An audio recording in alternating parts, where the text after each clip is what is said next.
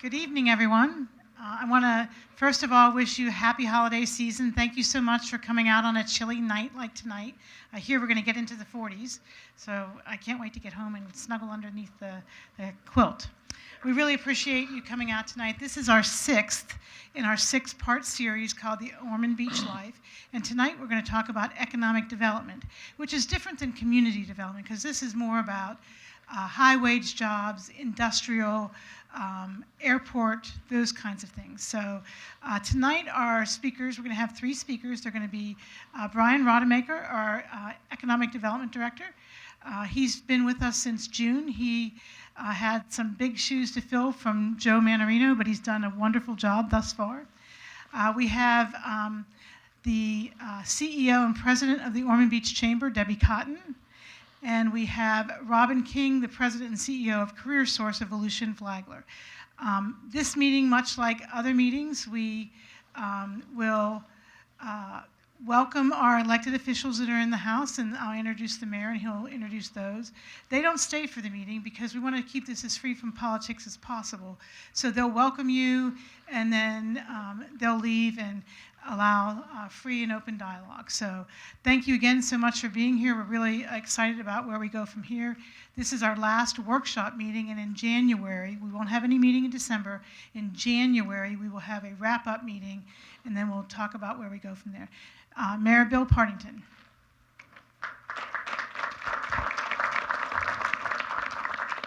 Thank you, and thank you all for coming out tonight. We appreciate having you here. Your commission especially appreciates this input. We're going to use it to update our master plan going forward, and we're getting near the end. It's the sixth part of a six-part series, and next month there will be a final, I guess, wrap-up session. All this information is going to be, most of it already is, but tonight's meeting will be available online. You can watch the videos of the meetings, things like that. But thank you for being a part of the process and taking the time to care enough about your city, my city, to be involved and have a voice. And what's great about it is the fact that you're here means that you do have the opportunity to contribute, have your questions answered, and your voices heard. I want to, of course, welcome you on behalf of the commission. We have a couple of the commission members here, and I'd like to introduce them. First, our newly elected Zone 3 Commissioner, Susan Persis, is with us. Susan. And then our Zone 4 newly re-elected Commissioner, Rob Littleton, is with us as well. You have the Economic Dream Team to give the presentation this evening. Enjoy that. Ormond Beach is a wonderful place to live, work, and play. And the fact that you're going to be able to learn a little more about it and offer your opinions tonight, I think will be fantastic for our city. And so welcome, and thank you for being here. Thank you, Mayor. Thank you. For those of how many of you are here for the first tonight for the first time at one of these meetings? One, two. Okay, so most of you have been here before, but not all of you. I'll say a couple of words about who I am and who my colleague is, and go through the agenda quickly before we get into the substance of the meeting. My name is Rafael Montalvo. My colleague is Hal Beardall. We are both here under the auspices of the Institute of Government at the University of Central Florida.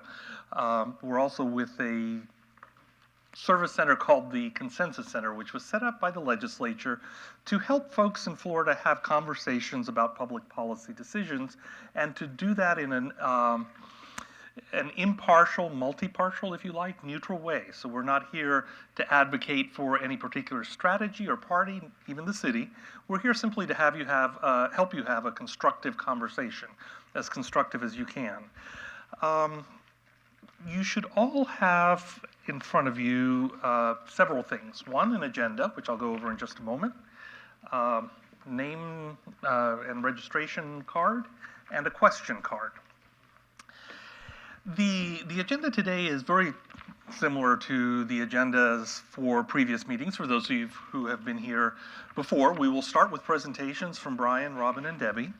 And then we will have a question and answer period. And in the interest of making sure that as many people have a chance to have their question answered in the meeting as possible, when we get to that point, Hal will go from table to table. Before we get to that point, actually, at the beginning of the presentations, we will ask you to, as you listen to the presentations, write your questions on these cards or on the Post-its in front of you. Put them in the bowl in the center of your table. When we get to the question and answer session, Hal will go from table to table, picking a card at random and reading it out, and we'll direct that to the appropriate presenter and give you the best answer we can this evening. All questions, whether they are read out or not, will be transcribed, included in the report of tonight's meeting, and answered online by city staff or presenters after the meeting. So any question you write down will be answered. We may or may not be able to hear them all today, given the limited time we have. This is a select group, slightly smaller than some of our earlier groups, but still more people than can possibly speak in a couple of hours. So in order to make it more equitable, we're picking the questions at random. Once we've heard from at least every table once, we may be able to go around a couple of times depending, we'll go to the table discussions. During the table discussions, Hal will give you more instructions at the time. You'll be asked to think about and answer certain questions related to economic development. Write your answers on Post-its and put those Post-its on the easel pad sheets at your table. Everything that's written on the Post-its will be transcribed as part of the meeting report. If you have a comment that doesn't fit neatly into the table discussion questions, there's an easel at the back of the room called the comment wall. Just write it on a Post-it and put it up there, and it'll be included in the meeting as well. Throughout the meeting, we'll be asking you to answer some questions using your polling devices. You should all have a bowl full of these in the middle of your table. Go ahead and get one now if you don't already have one.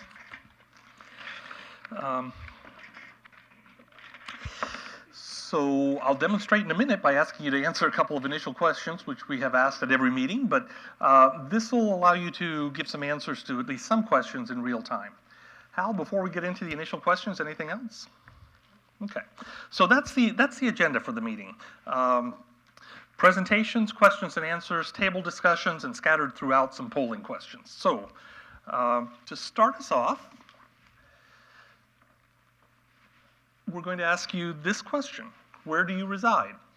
1 is Ormond Beach, 2, Ormond by the Sea, Holly Hill is 3, unincorporated Volusia County is 4, and if you're from somewhere else, that's 5. So for those of you who are new to this, you would press your choice of answer, press the number on your polling device, and then press send, which is at the bottom right of your polling device. If you make a mistake, you can still change it before you press send. So if you want to change your answer, press clear and then press send. Once you press send, that's it. You're locked in. So let's go ahead and answer that question as a test question. We'd like to see who's in the room, and we ask a couple of questions about that at the beginning of each meeting. Okay. Going once. Okay. Does anybody need clarification of the polling device function? Okay, going once, going twice, and here we go. So 91% of you are from Ormond Beach, 3% from Ormond by the Sea, nobody from Holly Hill, 6% from unincorporated Volusia, and 5% from somewhere else. So the next question. What do you feel is your strongest connection to Ormond Beach? We recognize that many of you will have multiple connections to Ormond Beach, but what's your strongest? Is it as a resident, as a business owner, you work in the city, or something else? Again, press the number that corresponds to your answer, and then press send, or we won't be able to register it.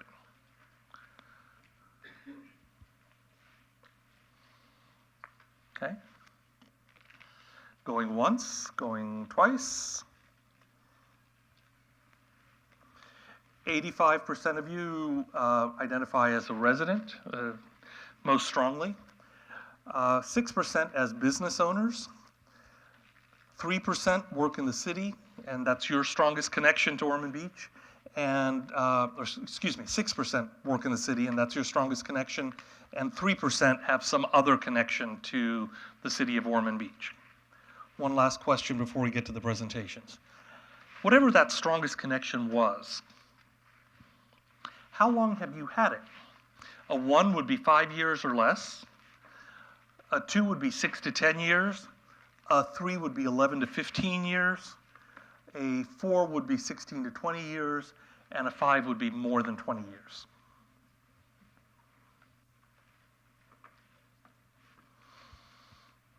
Okay. Going once. Going twice. Anybody else? Okay. There we go. So 62% of you have had that, whatever your strongest connection is, more than 20 years. So as has been the case with previous meetings, this is a group with deep roots in the city of Ormond Beach. 3%, 16 to 20 years, another 15%, 11 to 15 years.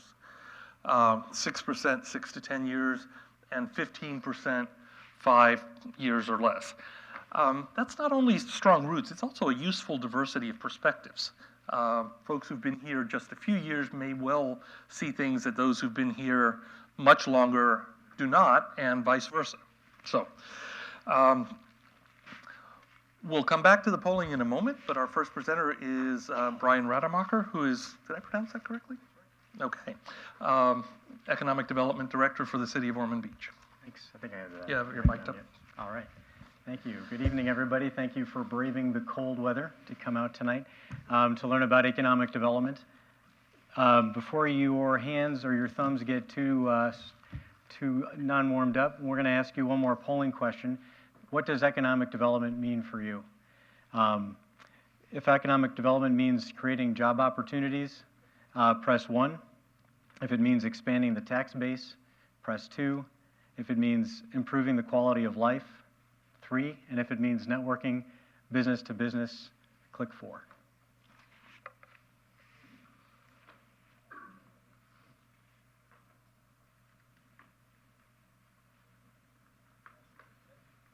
And I think that about gets it, so we'll close it off. And it is. So 41% of you believe economic development means creating job opportunities, 24% expanding the tax base, and 35% improving the quality of life, while no one thinks economic development means networking business to business.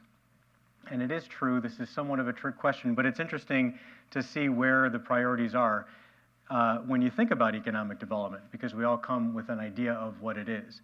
By definition, economic development seeks to improve the economic well-being and the quality of life of a community through the creation and retention of jobs that creates growth and provides for expands the tax base.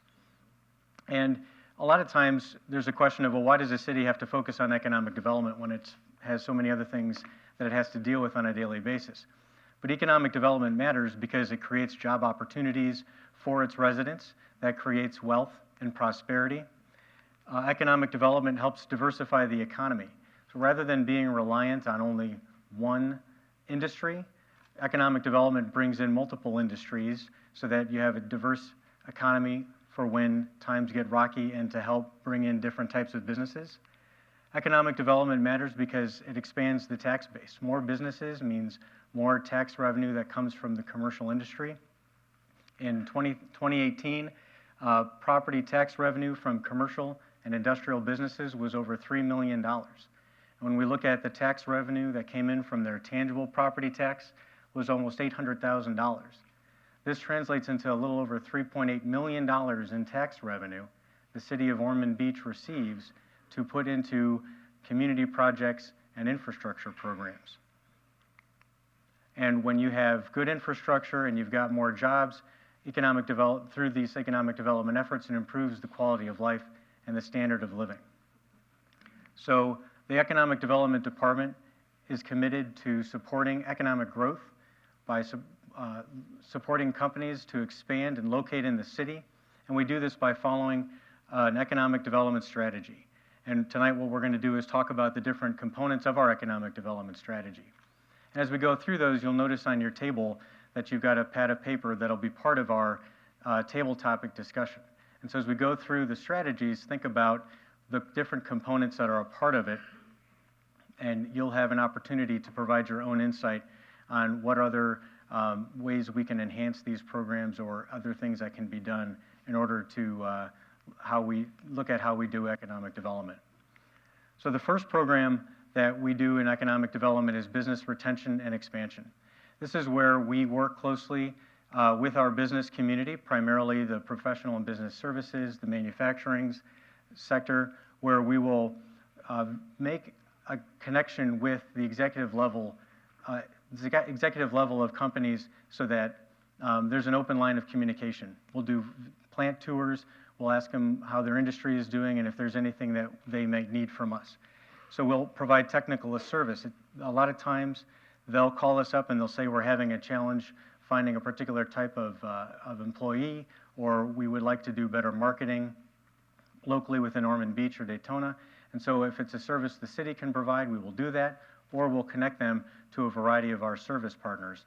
And finally, when they call us up and say, we want to expand our operations in Ormond Beach, it's going to require a little bit of risk and we might need some help. We navigate available incentives either at the state level or locally that might be able to support them as they look to expand their building, hire more employees, or buy new equipment. And over the last 5 years, the city has done very well in helping companies here expand. A few examples include S.R. Perot, which is a beverage distribution facility. They invested $6 million in creating a 90,000 square foot distribution center and headquarters, retaining 114 jobs on North US 1. Ameritech Dye and Mold, which is an plastics injection molding manufacturer, invested $1.7 million in an 18,000 square foot facility, retaining 14 jobs. Concentrated Aloe, which is a manufacturer of a variety of aloe-based products. They are investing $2.2 million in a 40,000 square foot facility, retaining 28 jobs that they have currently. And then finally, we have Security First Insurance, which is spending $30 million on a 135,000 square foot facility out in our Ormond Crossings Commerce Park. And at total build out, they'll employ well over 400 people. So all in all, over the last 5 years, the city has worked with these companies to expand, and these companies have invested over $41 million in our community by bringing new buildings, new machinery, and will be employing over 600 people with high wage jobs. Brian, pardon the interruption. It's my fault since I forgot to say this before. Just a reminder, as he goes through, he just covered one section of the department's activities. If you have questions, write them down on the card or Post-its and put them in the bowl. Thanks. Sorry. All right. No worries.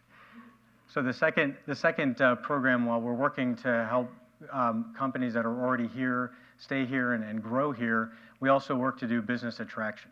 And in this program, what we really do is we focus on target industries. The three primary ones are professional and business services, aerospace and aviation, and advanced manufacturing. And there's three reasons why we focus on these industries. The first is they already complement the existing base of industries that we have in this region. The second reason is they typically require a diverse range of skill sets, and they pay high wages. And the third reason is that these industries typically have national and international markets. So as they export more of their products and services, they tend to grow, and as a result, they grow in place, adding more jobs and expanding their footprint. So we market and promote the city of Ormond Beach as a great place to do business. We do this through print material, online, through social media, and on our website. And then we work with a variety of our partners to go to networking and industry events in order to get in front of businesses and talk to them about Ormond Beach as an opportunity for their company. And two, when we have prospects coming to town, we'll walk them through economic incentives that might be available through the state or at the local level. It's important to remember that as we work with these companies looking at Florida, we're competing against other states throughout the United States, and so we need to we keep in a competitive environment through this facility. And what we really do is we provide a project management approach where from beginning to end, we'll work with the company to make sure that they have what they need and they can get up and running as quickly as possible. And over the last 5 years, the city has also done a good job of recruiting new businesses to the city. A few examples include Skyo Bestway, a hand tool manufacturer, relocated from New York to Ormond Beach Airport Business Park, and they invested $5 million in renovations and new equipment in a 63,000 square foot facility and employ about 35 people. Prime Global Group, a machining manufacturer in the aviation industry, relocated from New Jersey, investing $2.9 million in renovations and new equipment, and will hire 35 new employees. And finally, Super Petrol, a Brazilian manufacturer of light sport amphibious airplanes, located on the Ormond Beach Airport, investing $300,000, employing 5 to test the markets of North America to sell their airplanes.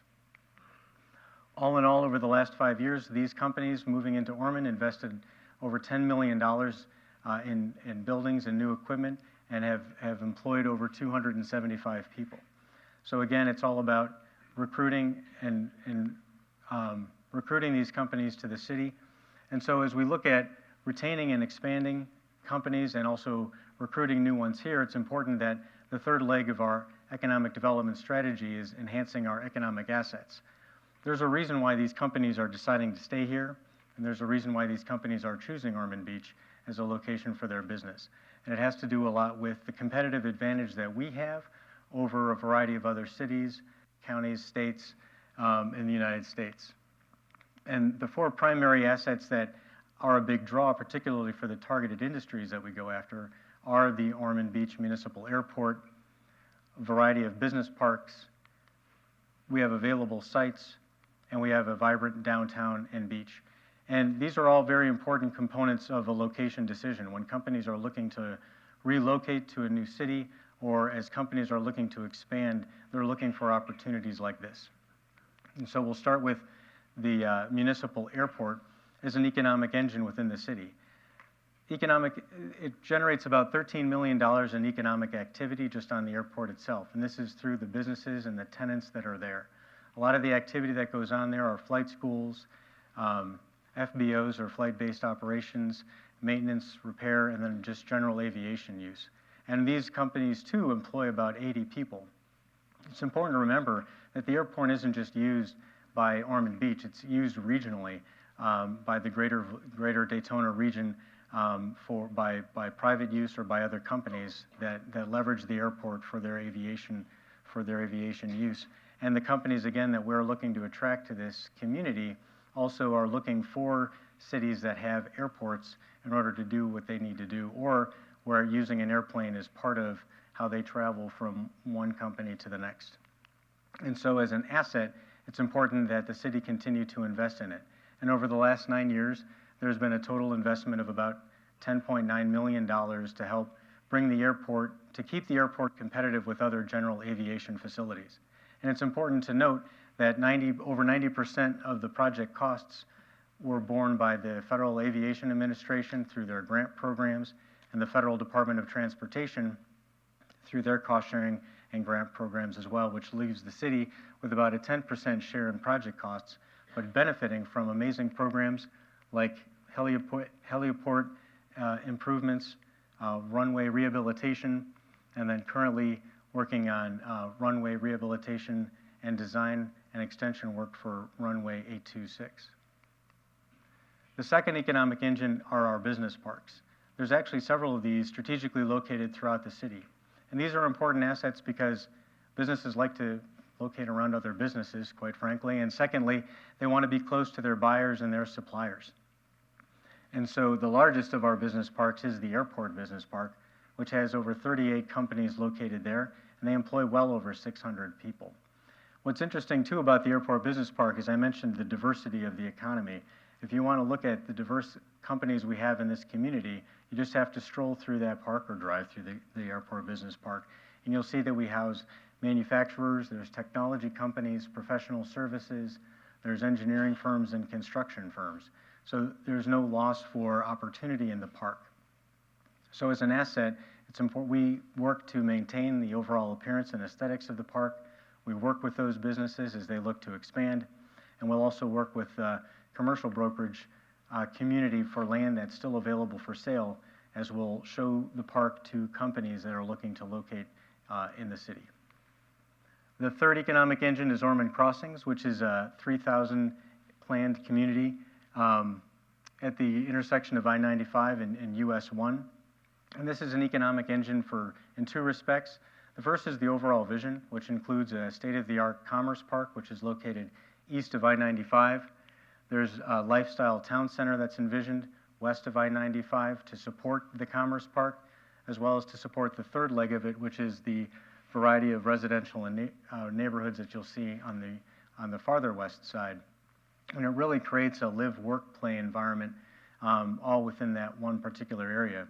But if we focus on the commerce park, this is really important, particularly for companies that are looking to relocate or that need larger space, like Security First. Many times companies have specific requirements when it comes to their campus or to their building, and they look closely to cities that have available sites that are located near transportation network.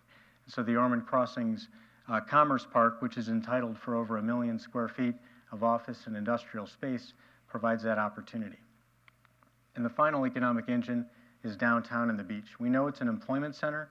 There's over 150 businesses that employ over 3,000 people. And it also draws about 65,000 people annually through the events that are put on by the city, the chamber, Ormond Main Street, the museum, and the Historical Society. But we're also beginning to see a renaissance in redevelopment through new additions like the Pump House and Lucky's Grocery Market and all of the other improvements that have happened along A1A. And this is also another engine because when CEOs or executives are looking at locations for a business, they want to know that a community has an active community, an active lifestyle, and something for their employees to do and for themselves to do, quite frankly. And so the city of Ormond Beach definitely offers that amenity. And so we couldn't do what we do if it wasn't for our strategic partnerships. And so we work closely with a variety of different organizations to be able to retain companies, expand companies in the area. We network with existing businesses. We work very closely with the Ormond Chamber. We attend their Economic Prosperity Hour, where we're able to provide updates to the business community on economic development happenings. We also partner very closely with the Volusia Manufacturing Association, where we attended, for example, the Manufacturing Showcase, where this is an opportunity for us to visit with our manufacturers on their ground, talk about issues that they're facing and how we might be able to better support them. We also market and recruit at industry events. We routinely team up with Team Volusia, which is the county's economic development organization focused on business recruitment, and attend trade shows in Orlando. For example, here, myself and Stephen Licklider, our airport manager, attended the National Business Aviation Association to promote Ormond Beach Municipal Airport, and the city of Ormond Beach is a great place to do business for their companies. And we also promote and educate about local industry, again, teaming up with Volusia Manufacturing Association. They recently had an event called Manufacturing Means Measuring. So I teamed up with Edgewell Personal Care to go into Pine Trail Elementary School, where we taught kids about all the amazing things that are made here in Ormond Beach, in fact, right down the street from their school. And then we took some time to measure those instruments. They were quite shocked by all the things that are actually made right down the street. And then finally, we promote the amazing companies that we have here through our partners as well as through social media. I think it's important, too, I wanted to express that we have award-winning companies right here in Ormond Beach. The two that I wanted to mention were recent awards, which was Maxton Group, which is an automotive manufacturer that recently won the 2018 Supplier Award of Excellence from Southeast Toyota. This is a very big award in their industry, and they're very proud and seeing great success as a result of winning this award. And then finally, Germ Free, which is a manufacturer of clean rooms and biosafety equipment was recently honored as one of 50 Florida companies to watch as a result of their innovation, entrepreneurship, and their growth. So it's important to recognize that we have some, and these are just 2 slides out of many that I had to cut, of great companies that we have in this community and that we need to be very proud of and promote the great things that happen here. But ultimately, economic development is not done in isolation. We work with a plethora of organizations to help businesses stay in the community and expand here. We work with a lot of organizations to attract companies to this region and ultimately to make Ormond Beach a great place to live, work, and play. So thank you for your time, and with that, Good. You're on time? I'll turn it over to Robin. Thank you very much, Brian. I'd like to welcome Robin King, President and CEO of CareerSource Flagler Volusia. As I was gently reminded earlier, the counties are in alphabetical order. They are. I'm going to hand you this so I don't get them mixed up. Thank you. Oh, I'm on. Good evening.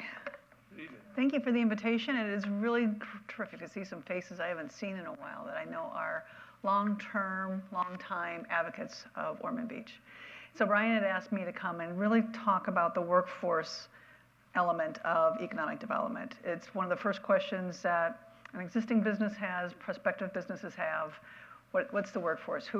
What kind of training do you have, and those kinds of things. So today, I'm going to just share with you some snapshot of what an outsider might see when they look at Ormond Beach. It's what I see, as well as tell you a little bit more about CareerSource Flagler Volusia.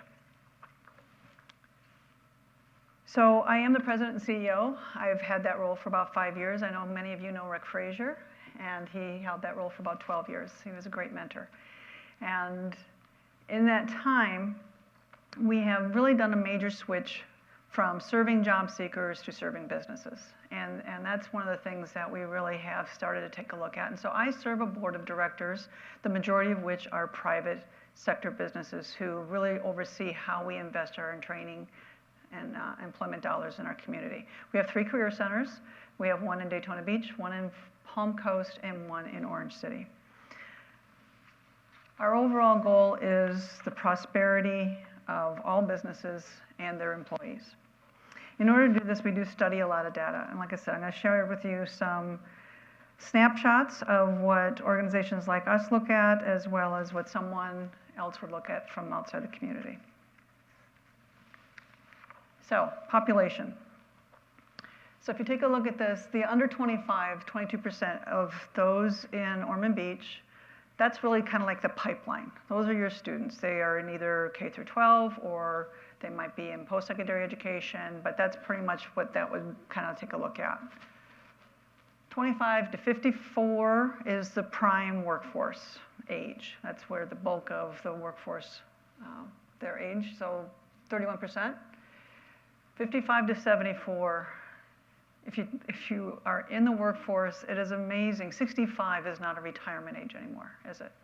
And so many look at second careers, it's amazing how many want to get into philanthropic after they've been something very business oriented for the major of their life. So, and then retirement age being over 74. The median age though in Ormond is a bit older. In Volusia County, it's 52.6, where Volusia County is 46.5 and Florida is 41.6. So a little bit older. The educational attainment in Ormond Beach of your residents here is definitely higher than, so the blue is Ormond, orange is Volusia County, and green is Florida. So the top rung, having a bachelor's degree or higher, you outrank everybody there. Associates in some college may include certifications, industry certifications, credentials, that kind of thing. High school graduates, if they're just a high school graduate, that's why it's less. And then your percentage of being a high school dropout is considerably less than the rest of the county or Florida, which may attribute to your median household income. Ormond Beach is a little over 47,000, which is slightly above Volusia County at 42, though it's slightly lower than Florida's 48. The higher education levels, like I said, might be attributed to the educational ratings that you saw here. So next, taking a look at the business establishments that have a Ormond Beach zip code. So this information comes from the census data, and they really protect businesses' identities when it comes to this kind of data. So we can only get it through zip code. So it's not just what's in Ormond Beach proper. There are 1,753 establishments with the Ormond Beach zip code. The largest group that you see up there is the professional and business. That has 22%. And really, when you take a look at something like this, it's really looking at the diversity. Brian said it earlier when you take a look at the airport, you know, is it open to a lot of different types of industries? You don't want everything just in one type of industry. And so taking a look at I did a comparison for this presentation of Ormond to Port Orange, to Daytona Beach, and to Palm Coast. And the diversity was pretty much the same. Ormond Beach was a couple points ahead when it came to the education and health services. And Ormond also, when I was looking at this, has the highest establishments per capita, which was just, you got more businesses here per person. Then who those 1,700 businesses employ is just under 19,000 individuals. Now, the largest group that you saw before at 22% was the business and professional, but they only employ 13% of the workforce. The ones that employ the most are the educational and health services. One of the things I also noticed when I was looking at these numbers and doing a comparison to the others, so manufacturing is only at 3%. Well, that's pretty much the way it is in every community. There was a couple communities I looked at, it was about 2% of their establishments. But for Ormond Beach, your manufacturers employ, 11% of the workforce that works in Ormond Beach, which is considerably higher than it was in any other community I compared it to, which just speaks to that the manufacturers that you have in this area are larger than the manufacturers that are in the surrounding areas. So, taking a look at the workforce. So this is a number that I really kind of pay attention to these days. Everyone's heard of the unemployment rate, right? Unemployment, which is the opposite of that is the employment rate. So that's part of the workforce. Let's see how to say this. There's people who are looking for a job, there are people who have a job. They are participating in the labor force. The labor force is actually made up of anybody between the ages of 16 and 64 who could work. So in Ormond Beach, only 49% of those ages 16 to 64 who could work are either working or looking for work. 51% are not. So in Volusia County, it's the labor force participation rate is, let's see, about 52%. In Florida, it's about 59. So going back to the median income that you have here, I would imagine that because of the earnings made, that you probably have more stay-home parents than others communities, that you might have more staying home taking care of elder parents. I mean, there's a wide variety. There's no one reason why that number is where it is.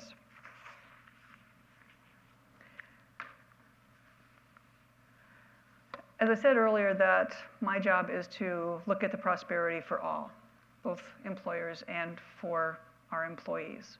So one of the things that we look at is the poverty level and also those that are what we refer to generally as the working poor. So Ormond does have a lower poverty rate at 10.4%. 21.6% though of the households in Ormond Beach are your vulnerable ones who are working, and they're one catastrophe away from having some issues. And that catastrophe doesn't have to be a major hurricane. It can be something as simple as a broken transmission, because this population does not have the luxury of a savings account. They are the ones that are just paycheck to paycheck. And so we want to raise them up into the green, which is the less vulnerable of all. Oops. So we're always looking at projections of occupations. These are the top 11 occupations growth in Volusia County for the next 5 years. And one of the things that organizations like mine the schools, really taking a look at those occupations that have a need for high skill that will lead to a higher wage, and make sure that that's what we're investing in. And the other thing that any time you see projections like this is based on historical data. This is not going to be the same picture that we'll look at again in a year or 2 years or 5 years. Disruptions happen a lot these days. And just think of it, I mean, we've never trained taxi drivers, but taxi drivers are no longer, they're becoming obsolete. So it's my job if a taxi driver comes into my place and says he wants a job as a taxi driver to say, maybe we should look at something else for you. So these are kinds of the projections that we're looking at right now. So this is one of my favorite cartoons. Big focus for this year is to invest in our current workforce. The thing that we saw during the height of the recession were the people that were being laid off did not have marketable skills. No one had been investing in them. We got lazy and just kind of going along. And then when they got laid off, they were not competitive with today's technologies. I've heard this that, you know, we've got the 5 generations in our workforce today. The most senior of that workforce saw 4 to 5 major technology advances in their prime. The youngest generation in our workforce has seen over 400. You want to know why there's an issue with communication? The thing is that those of us who are more senior might have been able to go to school once, learn their skill, and then that's all you did. You never had to go back to school. Today's workforce must be lifelong learners. They are going to constantly upgrade and change. I mean, a roofer 5 years ago did not use an iPad, and today they do. When's the last time you signed a paper invoice versus a technician that comes to your house now? That you sign an iPad. And they're all tracked through GPSs so that their employers know how fast they're going, where they're at, and all those other kinds of things. So, yes? Before you advance, would you read that out for us? Oh, you can't see it? Okay. So the dilemma of a business is what happens if I invest in you and you leave? What happens if I don't invest in you and you stay? That's really kind of what the point of it is. Thank you. So my job is to be an integrated job-driven workforce system that links diverse talents to businesses. I play eHarmony, if you will. For those businesses who are looking for talent, taking their skills, their needs, and telling the job seekers that this is the skills that they need to be competitive. And we are not doing the best of jobs because there are people who think that this is the job that they want to do, and it's what they've always done, and that's how they define themselves, and it's very difficult to give up what you've done. But if we have as many job openings in this community or this state as we do, and as many people unemployed, we continue to find how to match them up. So I would invite you to, go to our website. Last year we provided employment and training services to over 18,000 people, and we just posted our new annual report. It's an interactive report on our website. And you can see how we really do provide some skill trainings online. We are becoming more accessible 24/7 for those who want to take online workshops so they don't have to come into our place. And there's other things in there that you can see. But what I wanted to share with you was the 3 main ways that we invest in employment training. When someone is not marketable or needs to upskill their skills, how we invest in that. So we really do it through 3 tracks. The first is classroom training. We provide scholarships to individuals who don't have a marketable skill set. We have training agreements with over 20 vendors, and we spend up to $7,800 per person in providing wraparound services. And we only do that in in-demand occupations that are in our area. We want to grow our own and keep them here. The second track of training that we do is called on-the-job training for businesses who have new hires, that we subsidize part of the wage for that to offset the cost, but it's also teaching that employee a new job skill.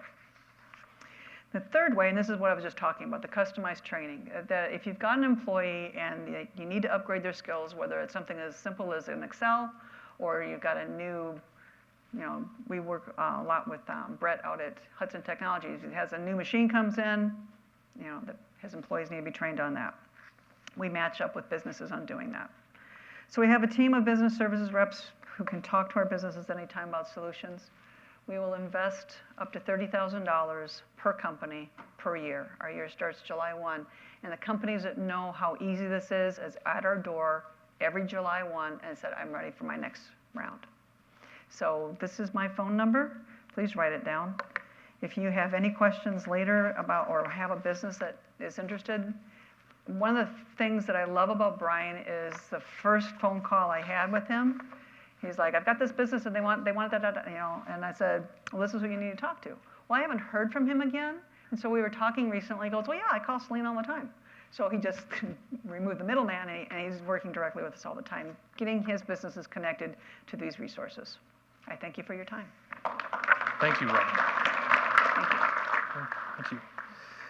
Okay, just a reminder, I saw some of you doing this, but if you have questions for Robin, write them down. And our next presenter is Debbie Cotton, President and CEO of the Ormond Beach Chamber of Commerce. Hi, everybody. So I'm the fluff piece at the end. But actually, Debbie Cotton, I'm the CEO and President of the Ormond Beach Chamber. Happy to serve there. I've been there 2 years now, and I'm thrilled to be in Ormond Beach. I'm a Volusia County native myself. So I have a few things to share with you. If you don't know where we're located, our chamber office is at 165 West Granada, and I'll give you a little history information. The chamber has been around 73 years and was founded in 1945. So since they were founded, it's moved 4 times.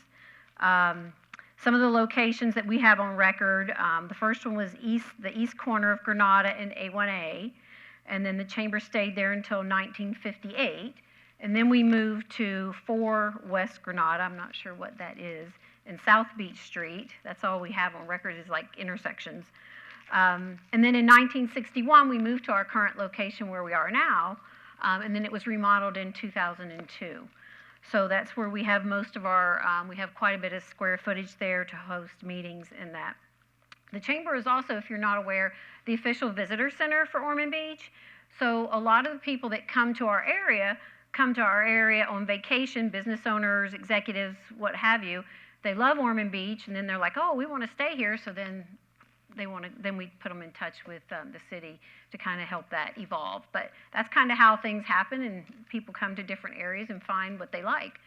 So that's our building. It's a little older picture. My palm tree's quite a bit bigger now. But if you haven't been by, come by and see us. If you have company coming in from out of town and want information for them, we're the perfect place. We have great customer service, and we try and plan and keeping it that way. So everything we do revolves around our mission statement. So we have a board of 18 people that help facilitate the vision of the chamber and where we want to go and how we want to get there. It's chaired by a board chairperson. We have our chairwoman, Rachel Gilbert, with Ameris Bank, is my chairwoman this year. So she has served us well, and I know she's getting close to the end of her term, and she's probably glad about that. But everything, like I said, we do revolves around our mission. It's really simple. We serve the community by advocating for our businesses, developing future leaders, and promoting economic growth in Ormond Beach. So the chamber has 840 active members. A lot of people are surprised by that number, but we're the second largest chamber in Volusia County, and I'm very proud of that. Our board and staff over the many years has worked very hard to get us there. So we're going to stay right there. But this kind of breaks down the categories, and we talked a little bit about this earlier in some of the other slides. But our business members are broken down into categories, and you can kind of see, I'll read a few of the top ones. These are the top 10. Real estate and moving is, of course, the #1 category. We have a lot of realtors in Ormond Beach, but they're very active. People see them, they know them, they trust them, that's why they buy from them, and that's the whole idea. And then the second one is the business and professional services. You've heard that in 2 different presentations already, that's one of Brian's target industries that he goes after. And then Robin's biggest establishment companies is in that sector as well. So that's at 86 members and 87. Finance and insurance is at 81, healthcare is 65, and then it goes down from there. And then we have other members that are in just like single things that don't kind of fall into that top 10 category. So I think that's pretty interesting to see that we're all on the same page. This, when I was pulling some data to prepare for this presentation, I found some data that I thought was quite interesting, so I decided to make a pie chart. Well, actually, I got Brian's team to make a pie chart out of it. But it shows, you can't really see it, but this little blue sliver is 24. So 24 of our members that are still members now joined in the 1950s, between 1950 and 1970, and are still active in our community and in our chamber. Anybody want to guess who the longest member is? I'm going to say not the oldest, the longest member that's active in the chamber.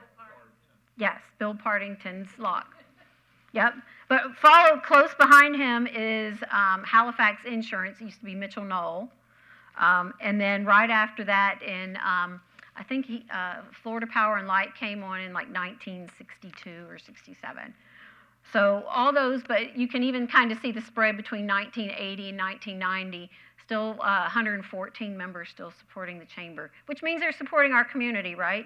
So if they're giving back to us, they're giving back to our community, which helps economic development. So I thought that was kind of interesting things to do. So a lot of the things we do in the chamber, other than networking and things, you'll hear about that in a minute, but I think our programming, our community programming that we have is very important to growing the chamber and our community. Our leadership program has been around for 15 years. We start class 16 in March, and since then we have graduated 260 leaders in Ormond Beach and the surrounding area. And many of those are still in this room that have graduated from Ormond leadership. So I wanted to share with you a few of the things that this does with the leadership group. So this consists of 9 half-day sessions. We're up to 9 now, Peggy.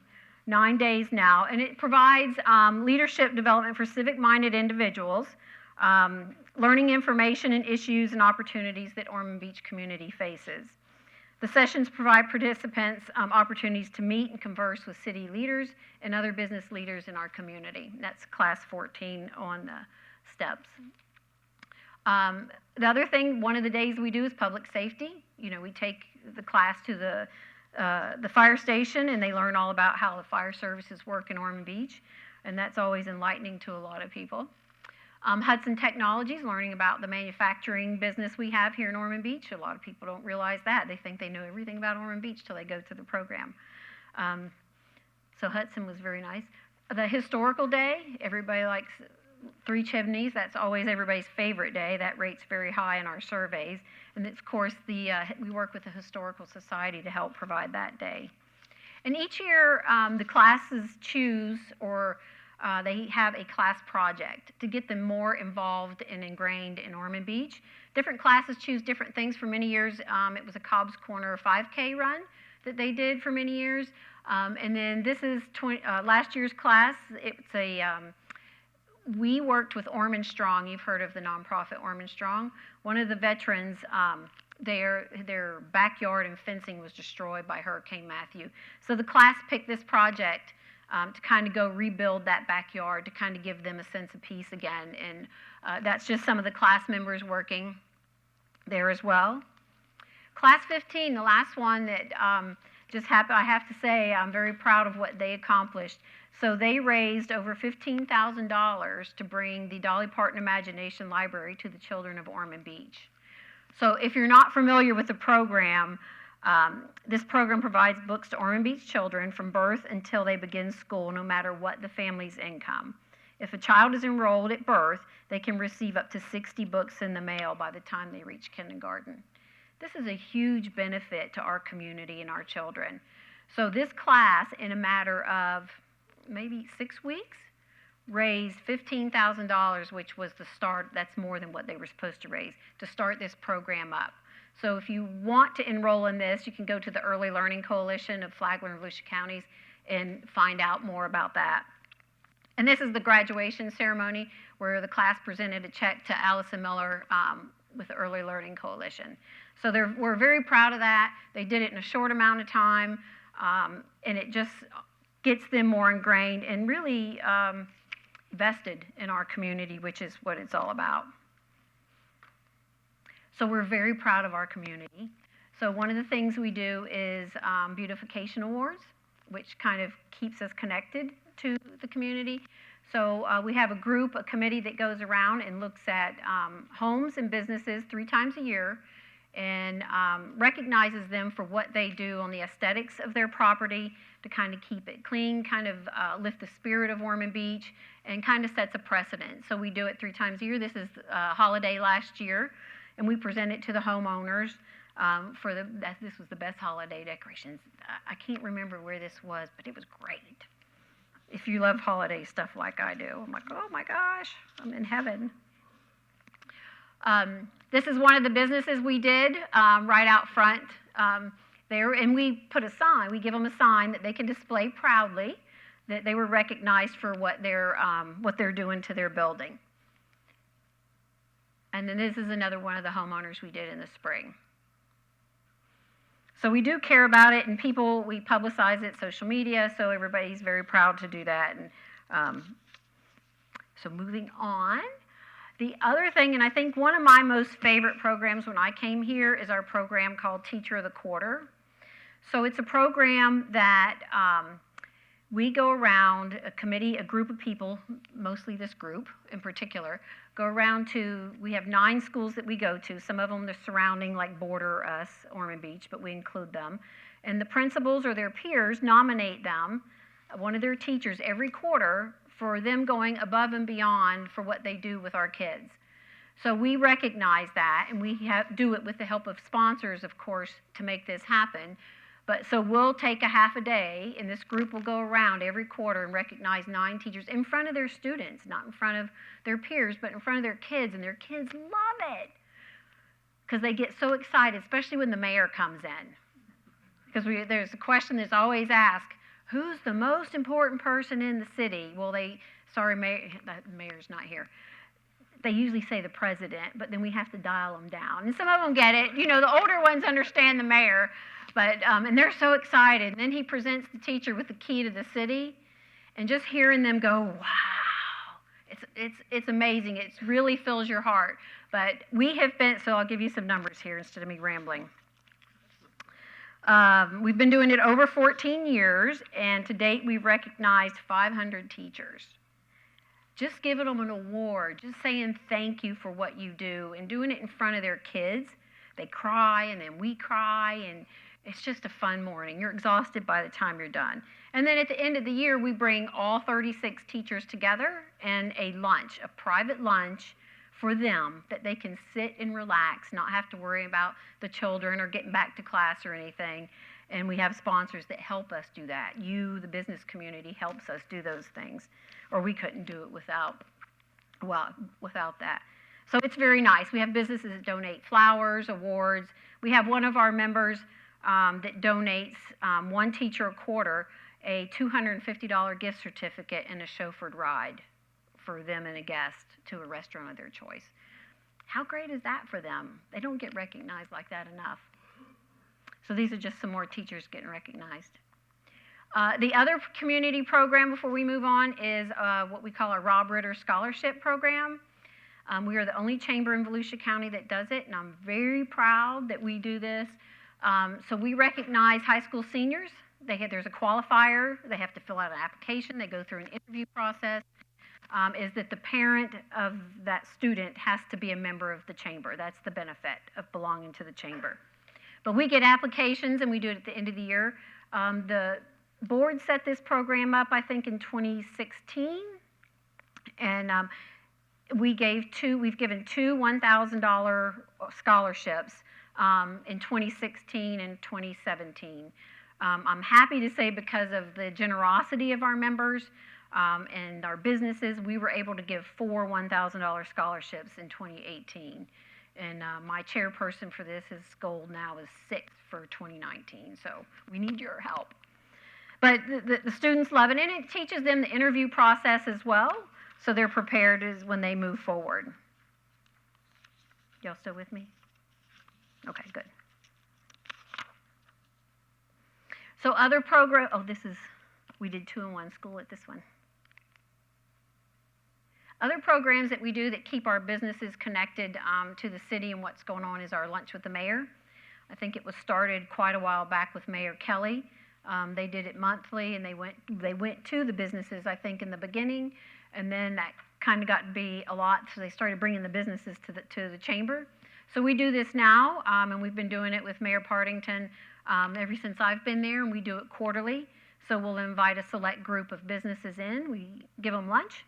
And it's a very casual conversation. They share their concerns about the city and about the businesses, economic development, and they share ideas. So it's kind of a two-way conversation with everybody, and the businesses love it. It gives them an opportunity to really get to know what's going on.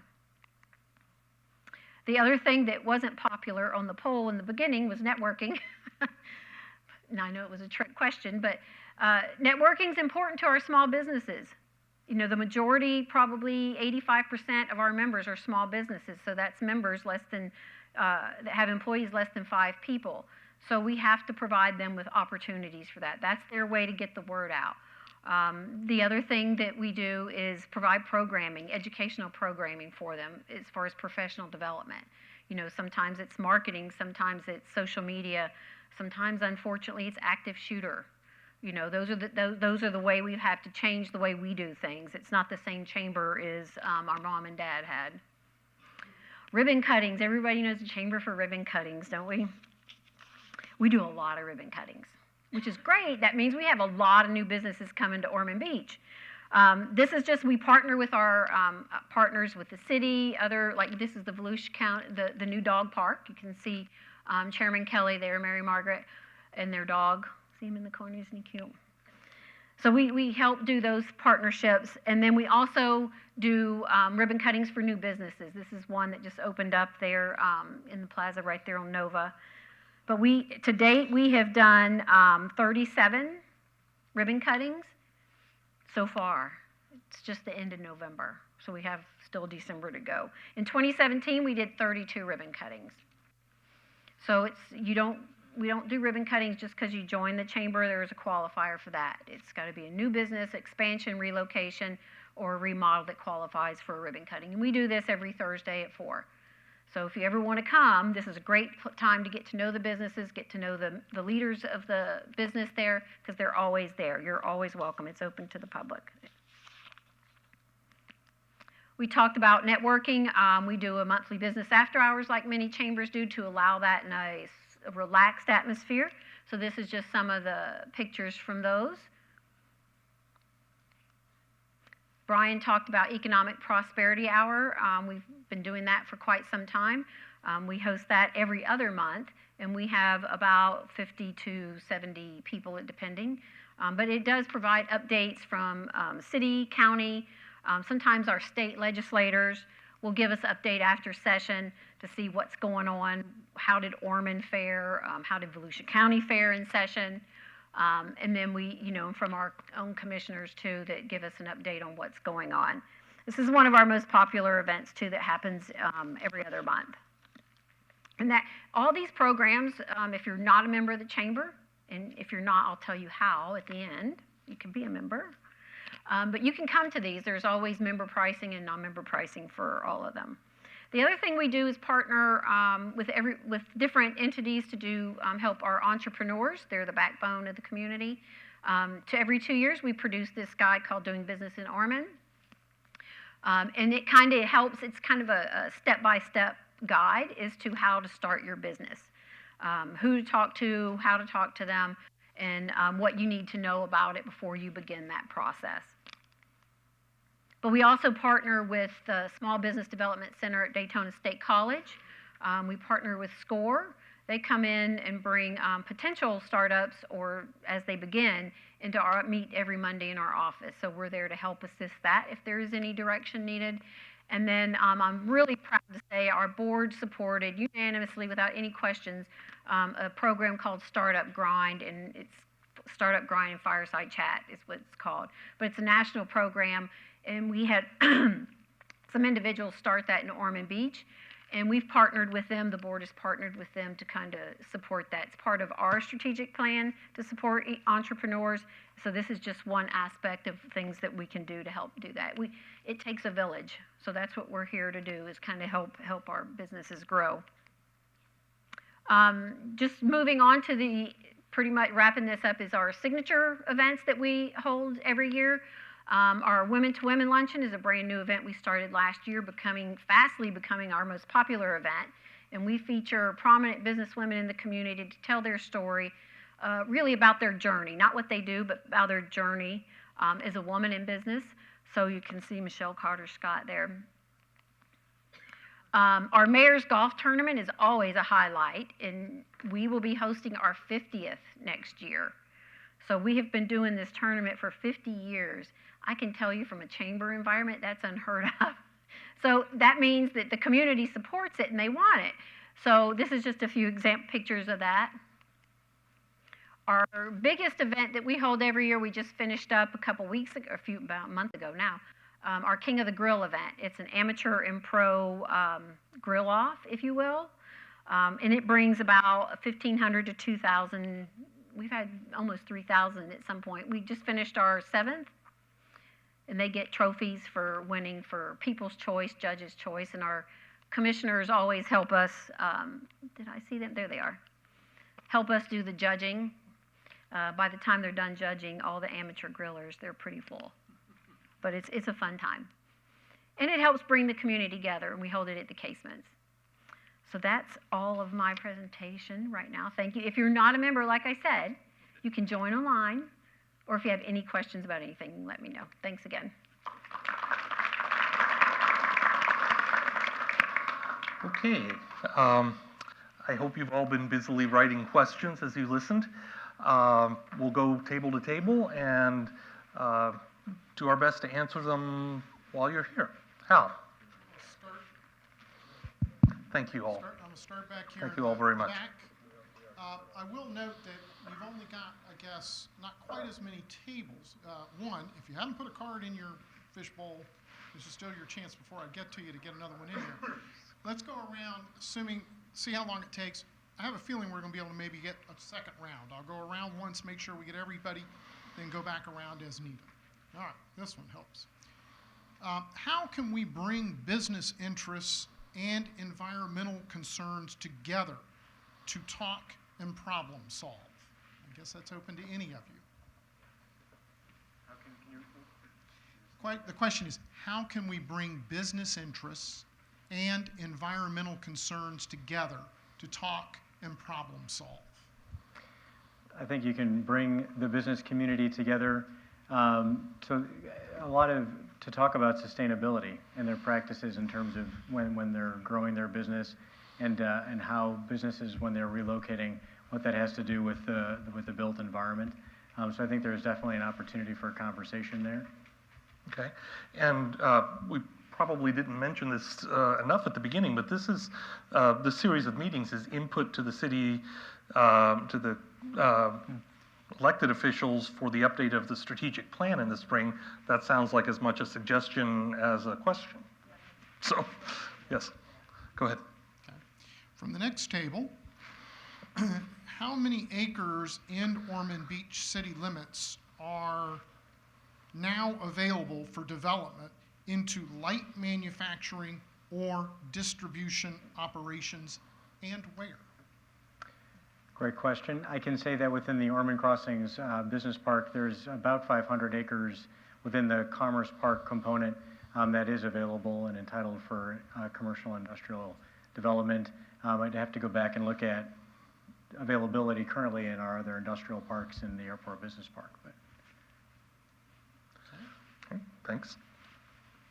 Are there plans to enhance facilities at Ormond Beach Municipal Airport? And I guess there's subparts here, and FBO facilities, passenger lounges, pilot lounges, food service. I believe that will continue to work to improve the airport to make it a competitive asset for the city. And we'll invite I think we'd welcome any recommendations or suggestions on what the city can do to bring on some of those things. So perhaps during the table topics discussion, write down what some of those things would be or could be. Okay. What are the economic incentives that Ormond Beach can provide a new business? We look at two incentives primarily. We do provide what's known as the Growth Assistance Program, which is a financial incentive for companies that will create 10 or more high-wage jobs in the city. And the incentive focuses on a grant for job creation. It's a grant for, not a grant, but a reimbursement on any capital investment that they make in their facility, and potentially a reimbursement on property taxes on their facility. That's what they can be eligible for, based again on their job creation, the wages that they'll be paying their employees, and on the investment. And it's important to know too that all of those incentives are based on reimbursement, so they have to perform in order to receive the funds. And I think the second incentive that we do offer is we are labeled an open for business city, and so we work very hard to provide seamless service to a business that's expanding or opening by making sure that all staff is available, planning, engineering, to be available to the business from site plan review to permitting, so that there are no hiccups and that they can get up and running as quickly as possible. And that's a real incentive, I think, in cost savings when you look at it. I mean, there's a huge dollar savings that goes into a business knowing that they can get into their operations sooner than later. Okay. This one specifically says, for Robin. How does your company, or in your case perhaps organization, how does your company or organization bring in revenue? Because how are you funded? Yeah, I guess so. So I'm a private not-for-profit company. Our funds that fund the services that we have are federal, and they pass through the state. We are countercyclical, as in the better the economy is, the less allocation we'll get. So we have actually been working very hard on doing some grants. In fact, we just got an Able Trust grant awarded because one of our new focuses, well, not new, but a more planned out focus are serving people with disabilities. And so we're doing a training program around retail, and so we got a grant from Able Trust. But we are a private nonprofit that gets federal funds. Okay. Thank you. Thank you. I guess this is open to any of you. Is there a concern with the council to be known for balancing environmentally conscious as well as productive growth?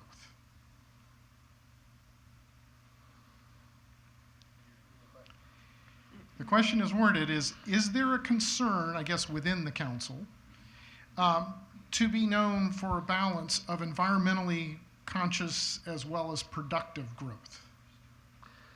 Well, you've only been here 4 months, Right. so that's may another be one of those things that may be a really good suggestion. suggestion. In as much as it's a question, I'm not sure our presenters can answer it. Joyce, it looks like Joyce might. I'm not sure if I just twisted her arm or not. I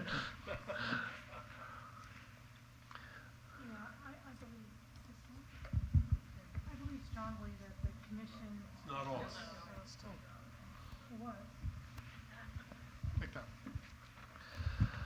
I believe the city commission believes strongly in supporting business development in our community because that helps everyone in our community, but they want to do that in a balanced growth way, and I think they've done that in a respectful fashion, and they'll continue to do so. This is part of the dialogue that we want to have with our residents about moving forward, and as Raphael has said, this is how the feedback we get from these meetings we will share with the commission, and that will impact how we move forward with our strategic plan. Thank you, Joyce. Thank you, Raphael. Okay. This next question. What are you doing related to the job needs of older retired persons, 65 plus? Thank you, sir. It is a new demographic that we have been serving for the last, more so probably the last 7 to 8 years. And one of the more unique needs is that technology piece, and how do we teach them the new technology in businesses. So the question really is more to the businesses, and we've been holding these focus groups with companies and learning from them how they're integrating the seasoned workforce into their workforce. And a lot of them are pairing them, the senior with the younger one, because it's actually twofold. The senior one is teaching the younger one the empathy that they need, and this was specific to nursing when we were talking about the healthcare. And then the younger one is teaching the older on the technology. So there is not a one-size-fits-all for this, as there is for any individual who's walking through our doors with needs on training. It's what that person needs, but we've recognized, especially around technology, that we need to be better at that. Thank you. Okay, this question is kind of multi-lines here, but the basic question is, does the model for target industries ever change? i.e., is it time to make a different strategy and recruit an automobile manufacturer, for example, to export cars using one of the ports in Jacksonville or Melbourne? I can answer that. Certainly won't be GM anytime soon. But as we... That's why they said, I think, a foreign car or something. Yeah. But Yes, we have an economic development strategy that has been updated, has been updated every 3 years, I believe, or now it's going to be every 5 years. So in 2020, we'll be doing another economic development strategy, and as part of that process, the consultants tend to look at the trends of the targeted industries within the region and within the state of Florida. A lot of the targeted industries that we look at right now are complemented by Team Volusia as well as the state of Florida because of our competitive advantage in those. So I guess locally we will look at that when we redo our strategic plan, but we'll also continue to coordinate with the state of Florida and Team Volusia as we look to attract those companies. Okay. Thank you. Okay. Well, I'm going to go ahead and start back and go back around, but I'll go ahead and start at the same table here with a completely different question. If you can't find people to work who can't pass drug tests, how can we overcome this problem?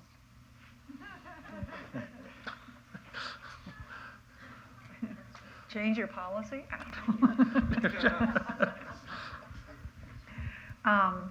You know, and this is going to become even more of an issue with medical marijuana, right? This is a concern as to what that threshold is if a accident happens. So it's going to become a bigger issue, I think, before we figure out the solution to it. Especially now in today's world of opioid, that the recovery from this is not like anything we've seen in our generation. And I know that there's best practices coming out as to how to employ someone who has that history, but today there is not one answer to that, you know, and it's different.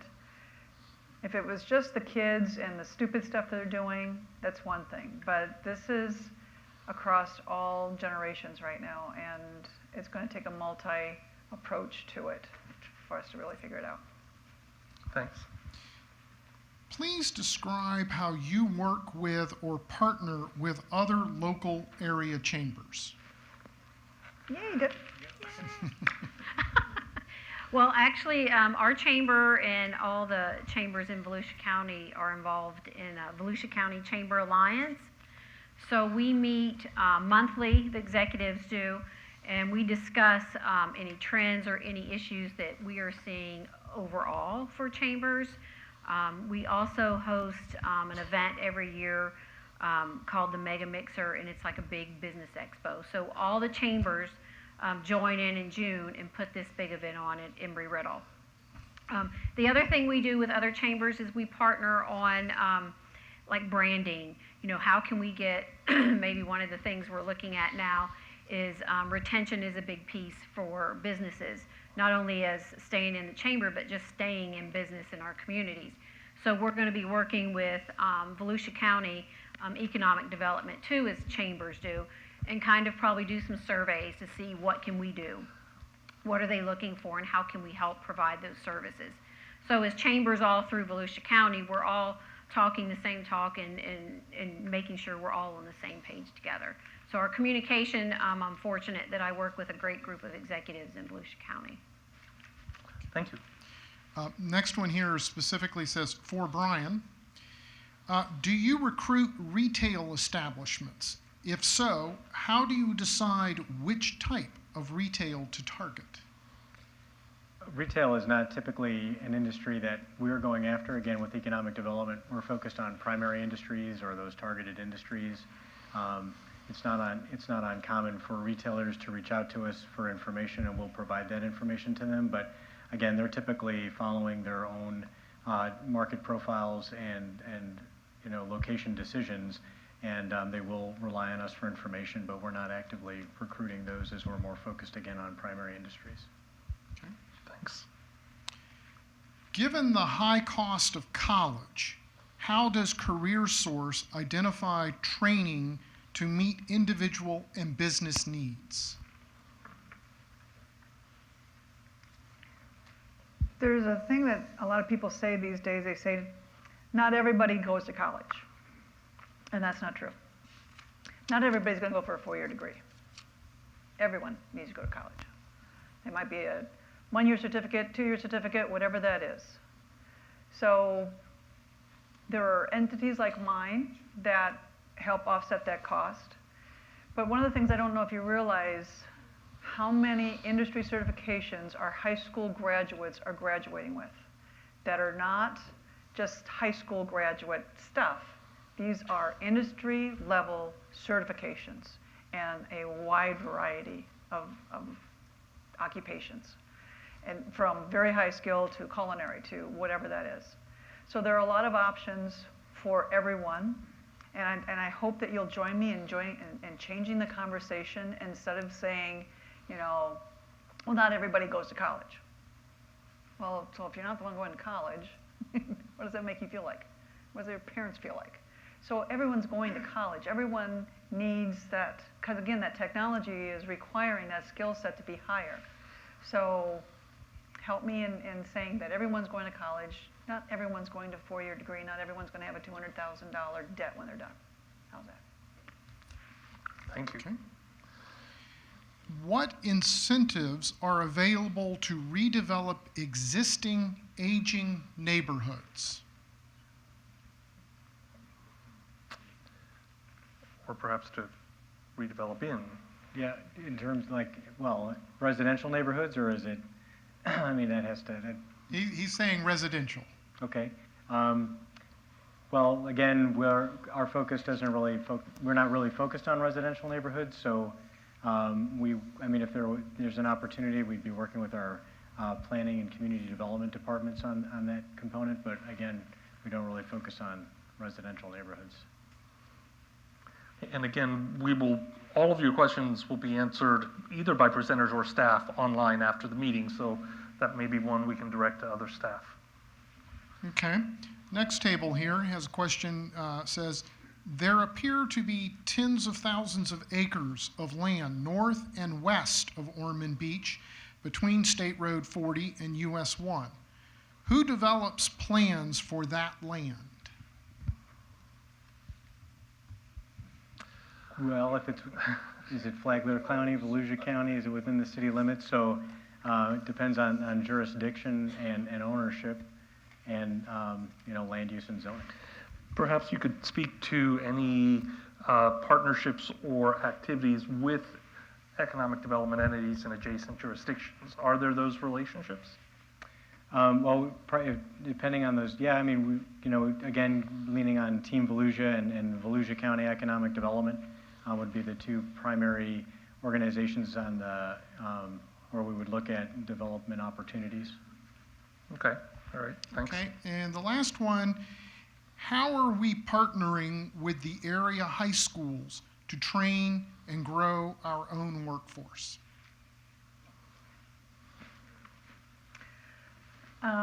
We've done a variety of different things. We have helped find grant funds for the manufacturing program, for example, that went into Pine Ridge? Which one is the one that's in Deltona, right? Pine Ridge. We're starting to work more around career awareness with them, as in, we used to do this huge event where we had every 10th grader, I think it was, or 11th grader, come to it and talk to businesses. But it was too big, the businesses didn't get any value out of it, so we stopped doing that. So the school has been working more around industry by industry coming into the classrooms. And we held last year for the first time 2 hiring events, 2 senior hiring events right before graduation. We invited businesses to come in, and we had the graduating seniors come in. And it was our first time out of the gate. I think they were highly successful. We are going to repeat them. The first night, and just as an anecdote, because it was planned late, we didn't really have a lot of nights to do this. So the first night was senior skip day. And that Monday was a torrential downpour. The 30 students that showed up were exceptional, and the businesses knew it. And then we had a second one, so we had one east side, one west side. And we're going to continue to do that, as well as create any job opportunities. One of the things that we're talking with businesses about on a regular basis is how they can also step in and help as part of the solution, because everyone's talking about the kids don't have the soft skills. They don't show up on time. They don't play well with others. They don't know how to communicate. There's a long list of these skills. I don't know about you, but I learned those skills at my first job. I mean, I got some of it at home, and I got some of it in school, but it wasn't until I got that first boss who was paying me to do that I understood the value of that. And we need more businesses who would step up and provide those work experiences. Because right now, a lot of businesses are not hiring 16 and 17-year-olds who are in school. And I'm sure there's a variety of reasons for that. But we need more opportunities for our kids, and that's one of the things that we've been working with Volusia County Schools on. Thank you. Before we move on to the table discussions, I just want to say thanks one more time to our 3 presenters. Appreciate your time and the information. Al, take it away. And a quick reminder, if we didn't get to your question, both the questions we didn't get to, but also the ones we did sort of get at least brief answers for, will be online, will be answered and provided to you online in the coming weeks. This is the point at which at each meeting we turn and let you talk to each other. So at your tables, we're going to ask you to sort of talk with each other. And again, a reminder, please try and give everybody at your table an opportunity to provide an idea. But a note that I always go around the tables and remind everybody at each one of these, no matter what you say, the brilliant ideas you'll have at your table, we won't get them unless you write them down. That's how we're recording them, and we type them up and put them in the report. So discuss your ideas with each other, but also write them down. Now, if you look on the 3rd page of the agenda packet you got, or do you want to do this first? I do, but go ahead with that, and we'll do this as a kickoff as a lead into this? Yes. All right. That's your question for this evening. Down here in the tabletop instructions, just on the first bullet there, your question that you're going to talk about is, what economic development activities or programs should the city of Ormond Beach add or enhance in each of the areas of existing business retention and expansion, business attraction, enhancing economic assets, or strategic partnerships? Now, you can offer ideas in any one of or all 4 of those ideas. We've taken the paper on your table and divided it into 4 sections, one for each of those areas. So when you come up with your idea and everybody's had a chance to discuss it at your table and you've shared it with those at your table, write it down on your notepad and make sure it gets into one of those categories. Okay? Now, before you start there, you wanted to go ahead and do the question. And I would add one thing to what you were just outlining. It doesn't have to be an exact fit for the category. If you have a good idea, get it down there. Before you do, all 3 of our presenters have, to some degree, been talking about activities related to all of this. Business retention and expansion, business attraction, enhancing economic assets, or improving strategic partnerships. Same topics you'll be dealing with in a moment. From your perspective, from where you sit, and we realize that this is an unfair question, but which is the most important component to the economic development strategy, specifically for Ormond Beach? Number 5. Okay, so take a moment and pick one of those 4. We understand that they're all 4 important. That's why we're asking you to talk about all 4. That's why we've talked about all 4. But if you had to pick one, which one would you pick? And again, specifically for Ormond Beach.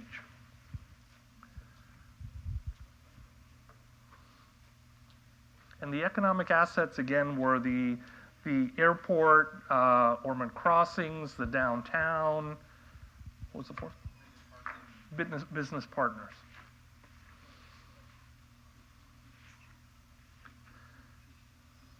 Okay. This is rough at best. We know that. Going once, there are at least 3 more of you in the room. Going twice, there are now 2 more of you in the room. Going once. 1 more. There we go. I know a couple of people had to leave early, so I think that number's right. Here we go. Last call. Okay. All right. So fairly even split between business retention and expansion and business attraction, and then likewise a fairly even split between enhancing the economic assets and improving strategic partnerships. So that's just a snapshot of the room, making a forced and awkward choice, but useful input nonetheless. So go ahead and turn to your table discussions. Thanks.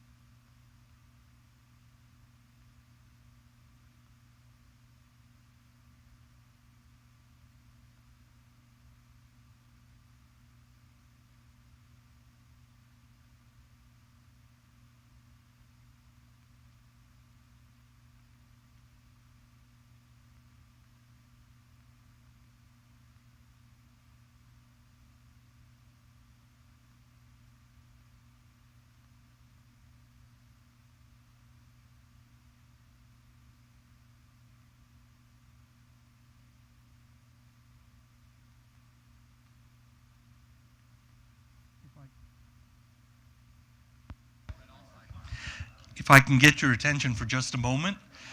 We've got about 5 more minutes, so we've been urging some tables individually. You've had great discussions. If you don't write something down from them, we'll never know that. So some of you have written a lot, some not much.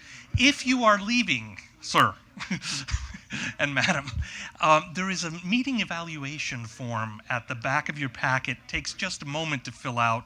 It's genuinely helpful. So if you have just 1 more minute, fill that out, put it face down in the middle of your table. Thanks. And we'll wrap up in a moment. We'll get your attention in just a moment.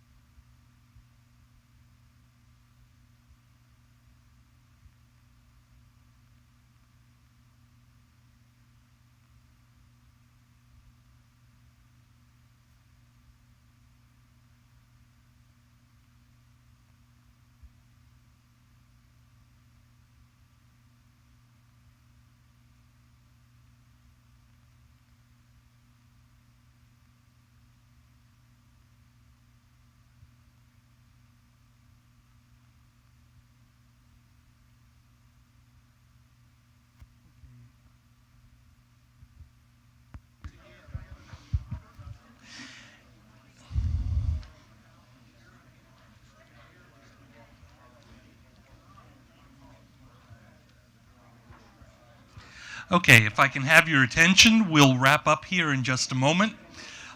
Keep writing, by all means. If you have ideas that aren't yet on the paper, write them down. They don't have to be deathless prose. Just a few key words or concepts will help us out immensely. Again, if you have not already, please fill out the meeting evaluation and leave it on your table. Those are very helpful to us. It's at the back of your packet.